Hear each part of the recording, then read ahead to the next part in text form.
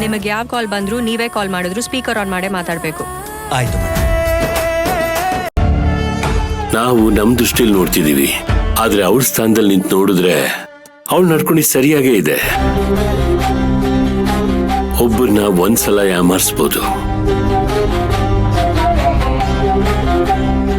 ಪದೇ ಪದೇ ಯಾಮಾರಿಸ್ತಾನೆ ಇದ್ರೆ ಎಷ್ಟು ನೋವಾಗ್ಬೇಡ ಹೇಳು. ನೀವು ಹೇಳೋದು ಸರಿ ಇದೆ, ಆದ್ರೆ ಒಂದ್ ವೇಳೆ ಈ ರಿಜಿಸ್ಟ್ರೇಷನ್ ವಿಷಯ ಅವ್ರಿಗೆ ಹೇಳಿದ್ರೆ ಅವ್ರು ಒಪ್ಕೋತಿದ್ರ? ಅವಳು ಒಪ್ಕೊಳ್ತಿದ್ಲೋ ಬಿಡ್ತಿದ್ಲೋ ಗೊತ್ತಿಲ್ಲ. ಒಂದ್ಸಾರಿ ಹೇಳ್ಬಿಟ್ಟು ಸ್ವಲ್ಪ ಸಮಯ ಕೊಟ್ಟಿದ್ರೆ ಒಪ್ಕೋತಿದ್ಲ ಏನೋ. ಆದ್ರೆ ಹೇಳ್ದೆ ತಪ್ಪು ಮಾಡ್ದೆ ಅಂತ ನನ್ಗೆ ಈಗ ಅನ್ನಿಸ್ತಿದೆ. ಈಗ ಅವಳಿಗೆ ಎಲ್ರ ಮೇಲೂ ಕೋಪ ಇದೆ. ಮುಖ್ಯವಾಗಿ ನನಗೆ ಮಾಹಿತಿ ಕೊಟ್ಲಲ್ಲ ವಿಜಿ, ಅವಳ ಮೇಲೂ ತುಂಬಾ ಕೋಪ ಇದೆ. ಮೊದ್ಲು ಅವಳಿಗೆ ಫೋನ್ ಮಾಡಿ ಹೀಗೆಲ್ಲ ಆಯ್ತು ಅಂತ ವಿಷಯ ತಿಳಿಸ್ಬೇಕು.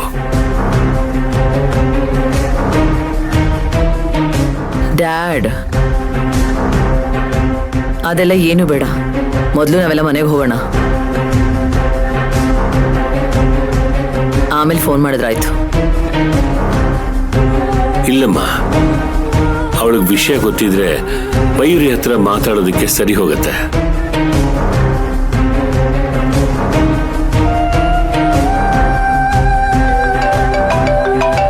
ಹೌದಾ?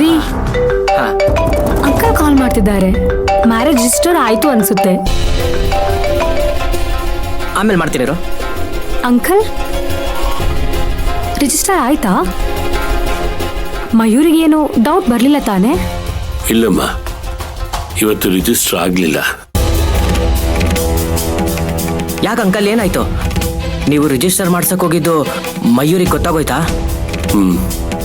ಹೌದಪ್ಪ,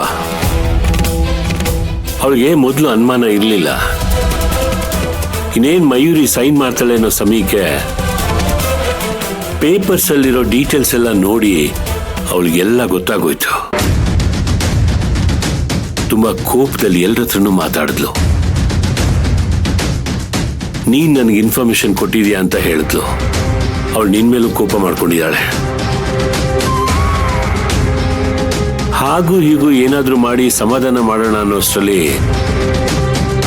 ರಾಜೇಶ್ವರಿ ಬಂದು ಅದನ್ನ ಹಾಳು ಮಾಡ್ಬಿಟ್ಲು. ಹೇಗೋ ಸಮಾಧಾನ ಮಾಡಿ ಅವಳನ್ನ ತಾರಕ್ ಜೊತೆ ಕಳಿಸಿದ್ದೀನಿ. ನನ್ನಿಂದಾಗಿ ಮಯೂರಿ ನಿಮ್ಮಿಬ್ಬರ ಮೇಲೂ ತುಂಬಾ ಕೋಪ ಮಾಡ್ಕೊಂಡಿದ್ದಾಳೆ. ದಯವಿಟ್ಟು ನನ್ನ ಕ್ಷಮಿಸ್ಬಿಡಮ್ಮ. ಯಾಕೆ ಅಂಕಲ್ ನೀವು ಕ್ಷಮೆ ಕೇಳ್ತಿದ್ದೀರಾ? ನೀವು ಮಾಡಕ್ ಹೊರಟಿರೋದು ಒಳ್ಳೆ ಕೆಲಸ ಅಲ್ವಾ?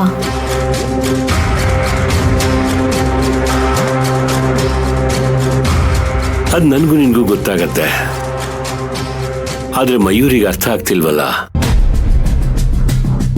ಜೊತೆಗೆ ರಾಜೇಶ್ವರಿನೂ ಅರ್ಥ ಮಾಡ್ಕೊಳ್ತಿಲ್ಲ. ನೋಡೋಣ ಮನೆಗೆ ಹೋದ್ಮೇಲೆ ಏನೇನಾಗತ್ತೆ ಅಂತ. ಅಲ್ಲಿ ಸಿಚುವೇಶನ್ ನೋಡ್ಕೊಂಡು ನಾನು ನಿನಗೆ ಫೋನ್ ಮಾಡ್ತೀನಿ.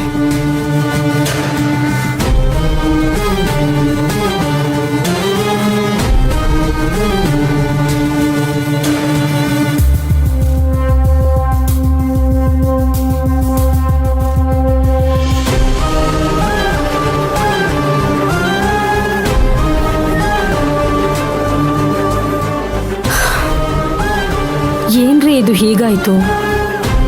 ಇವತ್ತು ಅವ್ರ ಮ್ಯಾರೇಜ್ ರಿಜಿಸ್ಟರ್ ಆಗುತ್ತೆ ಅನ್ಕೊಂಡ್ರೆ ಅದಾಗ್ಲೇ ಇಲ್ಲ. ಪಾಪ ಮಯೂರಿ ನಮ್ಮನ್ನ ತುಂಬಾ ನಂಬಿದ್ಲು. ನನ್ನನ್ನ ಸ್ವಂತ ಅಕ್ಕನ ಥರ ನೋಡ್ತಿದ್ಲು. ಈಗ ನಾವಿಬ್ರು ಸೇರಿ ಅವಳಿಗೆ ಗೊತ್ತಿಲ್ಲದೆ ಅವಳು ಡೀಟೇಲ್ ಕಲೆಕ್ಟ್ ಮಾಡಿ ಕೊಟ್ಟಿರೋದು ಅವಳಿಗೆ ಗೊತ್ತಾಗಿದೆ ಅನ್ಸುತ್ತೆ.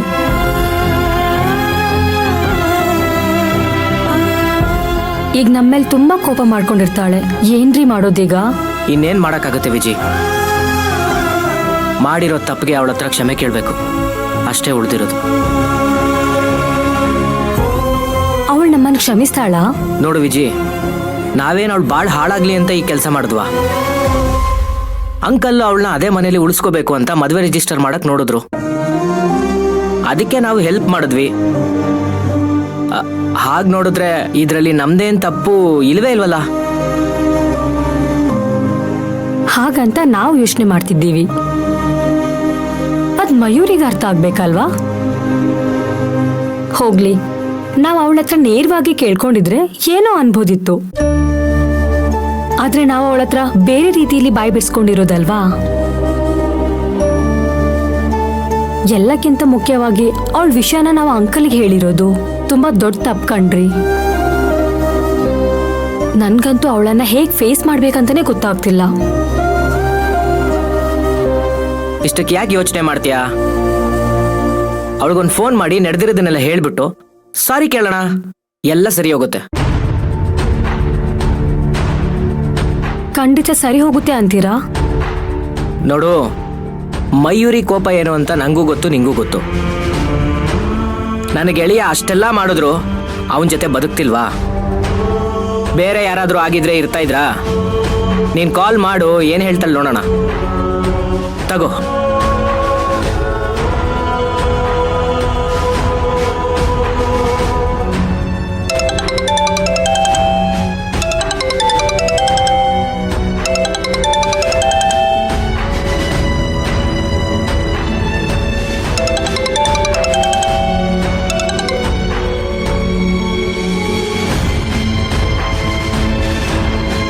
ಕಾಲ್ ಕಟ್ ಮಾಡಿದ್ಲು.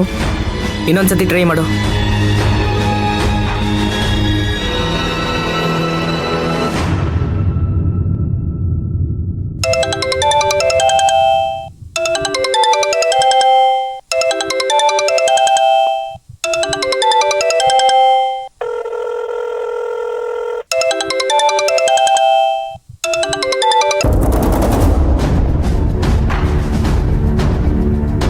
ಮತ್ತೆ ಕಟ್ ಮಾಡಿದ್ಲು. ಇದ್ರಲ್ಲೇ ಗೊತ್ತಾಗುತ್ತೆ ಅವಳಿಗೆ ನಮ್ಮ ಮೇಲೆ ಕೋಪ ಇದೆ ಅಂತ. ಛೇ, ನಾವ್ ಈ ಕೆಲಸ ಮಾಡಬಾರ್ದಿತ್ತು.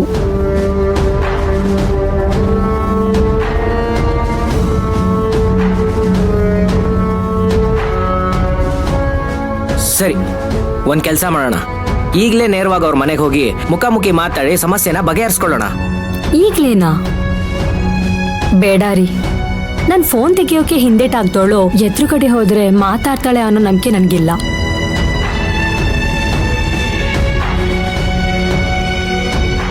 ಮಯೂರಿ ತುಂಬಾ ಸೂಕ್ಷ್ಮ, ಹಾಗಾಗಿ ಅಲ್ಲಿ ಹೋಗೋದು ಬೇಡ. ಸ್ವಲ್ಪ ಕೋಪ ಕಡಿಮೆ ಆಗ್ಲಿ, ಆಮೇಲೆ ಹೋಗೋಣ.